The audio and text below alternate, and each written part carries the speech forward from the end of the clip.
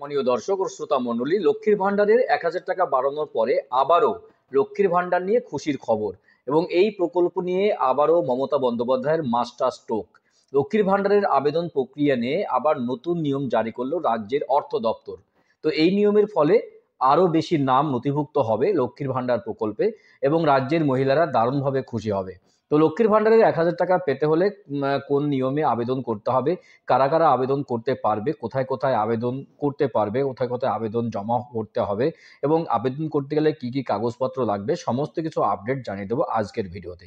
Video ভালো লাগলে অবশ্যই চ্যানেলটি সাবস্ক্রাইব করে পাশের ঘন্টাটি বাজিয়ে রাখবেন এই ধরনের লেটেস্ট এবং কারেন্ট আপডেট সবার আগে পাওয়ার জন্য।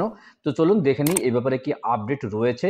নতুন যারা লক্ষ্মীর ভান্ডার আবেদন করবে তাদের জন্য কি নিয়ম করা হলো। দেখুন, এ ব্যাপারে বলা হয়েছে মমতা বন্দ্যোপাধ্যায়ের অন্যতম জনকল্যাণকারী প্রকল্পের মধ্যে একটি প্রকল্প হলো লক্ষ্মীর ভান্ডার।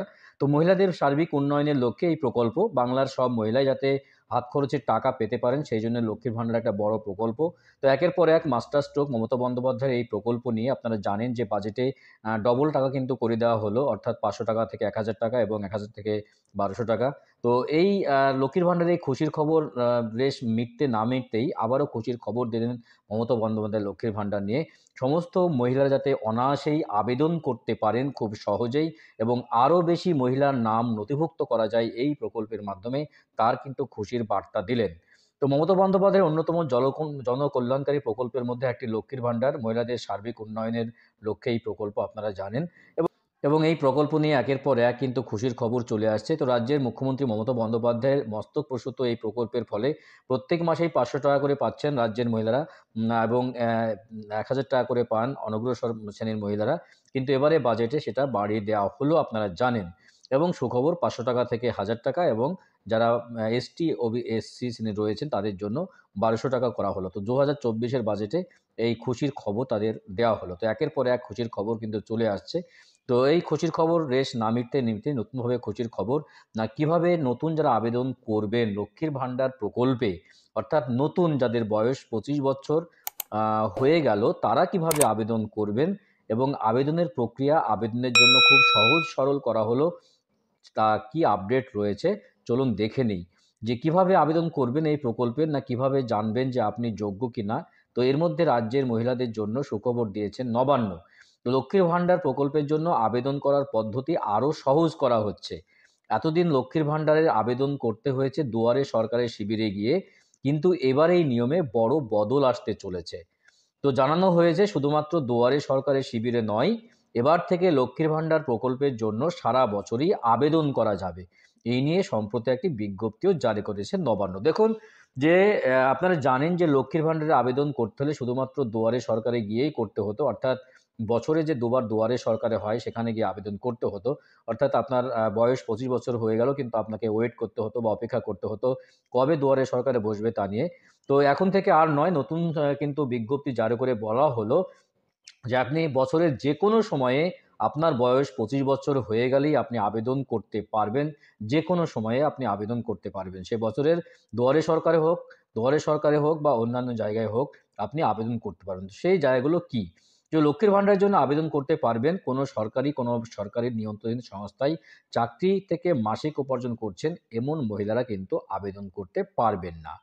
যারা চাকরিরত রয়েছেন, সরকারি কোনো সংস্থায় চাকরি করছেন বা যারা বেতন পান, তারা কিন্তু আবেদন করতে পারবেন না। এবং সাধারণ যারা মহিলা রয়েছে কর্মরত নন, তারাই কিন্তু আবেদন করতে পারবেন এবং আবেদন করলে এখন থেকে পুরাতনদের সঙ্গেও তারা কিন্তু ১,০০০ টাকা এবং তফসিলি জাতিরা রয়েছে তারা ১,২০০ টাকা করে পেয়ে যাবেন।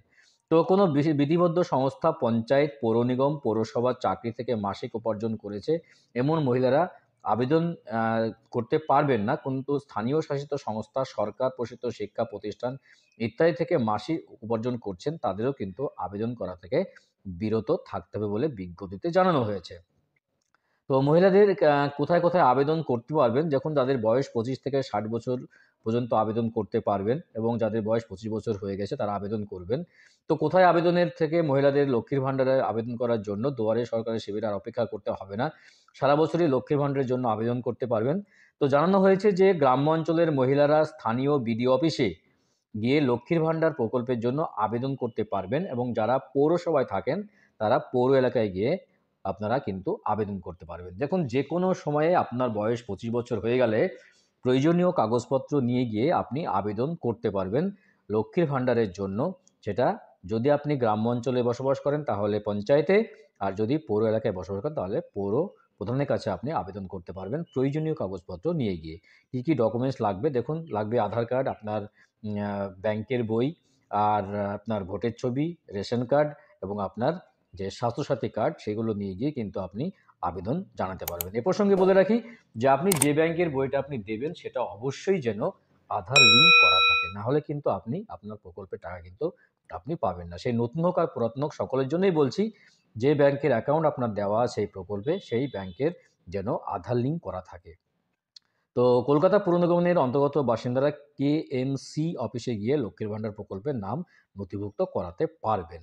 তবে এই আগের মতোই দুয়ারে সরকার শিবিরেও আবেদন করার সুযোগ থাকছে। শুধু দুয়ারে সরকারে নয়, আপনারা এই যে পৌর এলাকায় বা আপনি পঞ্চায়েত এলাকায় সমস্ত জায়গায় কিন্তু আবেদন করতে পারবেন। এখন লক্ষ্মীর ভাণ্ডারের নতুন নিয়ম কিন্তু করা হলো এবং আরও খুশির খবর যে আরও বেশি করে লক্ষ্মীর ভাণ্ডারের নাম নথিভুক্ত করবার জন্য এখন থেকে আপনারা অনায়াসেই নাম নথিভুক্ত করতে পারবেন খুব সহজে। খুশির খবর। গুরুত্বপূর্ণ আপডেট দেওয়ার চেষ্টা করলাম আজকের ভিডিওতে। ভিডিও ভালো লাগলে অবশ্যই চ্যানেলটি সাবস্ক্রাইব করে পাশের ঘন্টাটি বাজিয়ে রাখবেন এই ধরনের লেটেস্ট এবং কারেন্ট আপডেট সবার আগে পাওয়ার জন্য। তো দেখা হচ্ছে নেক্সট ভিডিওতে এই ধরনের গুরুত্বপূর্ণ আপডেট নিয়ে। ভালো থাকবেন, সুস্থ থাকবেন। অসংখ্য অসংখ্য